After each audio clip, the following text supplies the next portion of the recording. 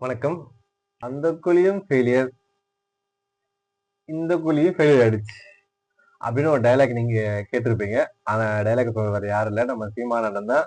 இந்த குழிங்காலி இந்த குழிங்காலி டைரக்ஷன் பண்ணது ஒன்னு லோக்கி, இன்னொன்னு மேயர் பிரியா.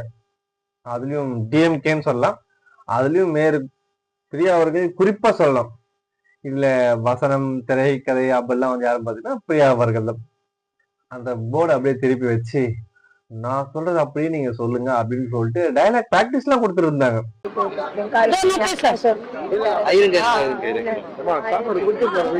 ஆனா அது வந்து என்ன, நம்ம ஒரு வீடியோ எடுத்துட்டாங்க, மைக் மாதிரி மாட்டிக்கிட்டாங்க.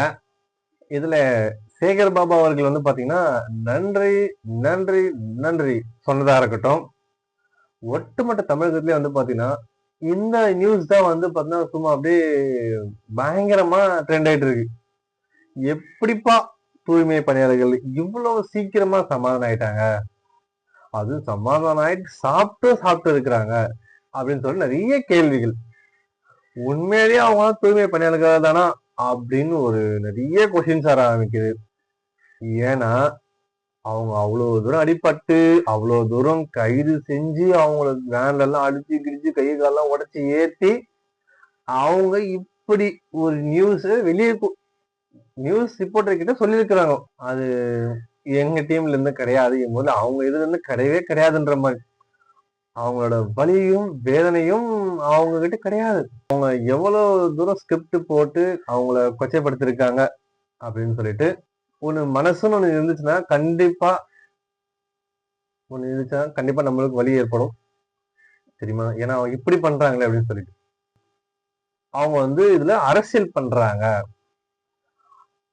திமுகவோட கூட்டணி உடைக்கிறதுக்காக தான் இந்த மாதிரி ஒரு அரசியல் பண்றீங்க, அவங்களோட கூட்டணி ரொம்ப ஸ்ட்ராங்கா இருக்கும் அப்படின்ற மாதிரி, அதை வந்து நம்ம பிரிக்க பாக்குறோம் அப்படின்ற மாதிரிதான் இவ்வளவு தூரம் ஒரு இது பிளே பண்ணிட்டு இருக்காங்க அவங்க.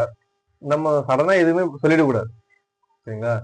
இங்க தூய்மை பணியாளர்களுக்கு கூட ஓகேங்களா, அவங்களுக்கு சப்போர்ட் பண்ணவங்களா இருக்கட்டும், அவங்களோட ஒரு போராடின நம்ம சீமானவனா இருக்கட்டும், அவங்களுக்கு ஆதரவு கொடுத்த டிவிக்கு தலைவர் விஜய் அண்ணனா கூட இருக்கட்டும், இது எல்லாமே சேர்ந்து அரசியல்னா அப்ப இவங்க என்ன செய்யறாங்க, எதிர்கட்சி அரசியல் செய்யாமல் அவிகளா செஞ்சுக்கிட்டு இருக்கோம். அப்ப இவங்க செய்யறது அரசியல் தான் ஒத்துக்கணும். இல்ல அவங்களுக்கு கேட்கிறேன், இதெல்லாம் செய்யறதுன்னு அரசியல் தான் ஒத்துக்கோங்க, நீங்க இது செஞ்சது எல்லாமே அரசியல் தானே. இதுல ஒருத்தர் இருக்கிற அவருக்கு என்ன சொல்றாருன்னா, இவரால எங்க இருந்தானே அவர் தெரியல, ஆனா அவர் ஒரு விளக்கம் சொல்லியிருக்காரு. அப்படின்னா பிரைவேடைசேஷன் அப்படின்னா சென்ட்ரல் கவர்மெண்ட் செய்யக்கூடிய ஒரு இதுதான், அதான் பிரைவேட் ஆகுது. நம்மளோட ஸ்டேட் கவர்மெண்ட் என்ன செஞ்சுட்டு இருக்காங்க சொல்லுங்களேன். ஒரு ஸ்டேட் கவர்மெண்ட்ல ஒரு குப்பையை அள்ளக்கூடிய ஒரு வேலைய, அந்த வேலையை கூட நம்ம மக்களுக்கு கொடுக்காம வேற ஒரு கம்பெனி கொடுத்து 23,000 ரூபாய் சம்பளம் வாங்கிட்டு இருந்தவங்க இப்ப வந்து பாத்தீங்கன்னா 23,000 சம்பளம் வாங்குங்க அப்படின்னு சொல்லிட்டு சொல்றாங்க. அது சரியானது அப்படின்னு சொல்ல வைக்கிறாங்களா பாருங்களேன். இப்போ 23,000 சம்பளம் வாங்கிட்டு இருந்தாங்க பாத்தீங்களா, இப்ப அவங்க எல்லாம் எவ்வளவு வாங்குறாங்க, 16,000 ரூபாய் வாங்குறாங்க அப்படின்னு நியூஸ் வந்த பேரு கூட வந்து பாத்தீங்கன்னா அதுக்கு ஒரு மாற்று கருத்தை கூட எதுவுமே அவங்க பதிவு செய்யாம இருக்கிறாங்க.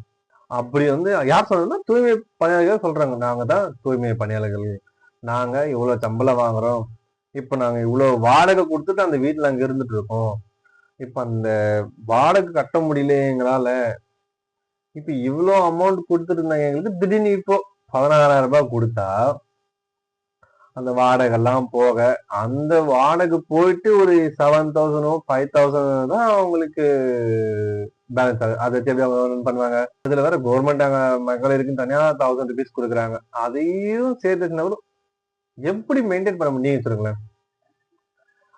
இப்படி எல்லாம் நிறைய கேள்வி கேட்டு ராம்கி நிறுவனத்தை போட்டு போதாட்டாங்களா பாருங்களேன். ஏகப்பட்ட இடத்துல வந்து பாத்தீங்கன்னா இந்த மாதிரி பிரச்சனை. இதுல வந்து பார்த்தா 4 வருஷத்துக்கு ஓடி போச்சு. இந்த 6 மாசத்துல கார்பரேட் கம்பெனிக்காரருக்கு நல்லது பண்ணுவீங்களா இல்ல மக்களுக்கு நல்லது பண்ணுவீங்களா? இதெல்லாம் விட ஒரு பெரிய விஷயம் இன்னைக்கு நடந்திருக்கு. அது பெரியசாமி அவர்கள் வீட்டுல நடந்த இடி ரைடு தான்.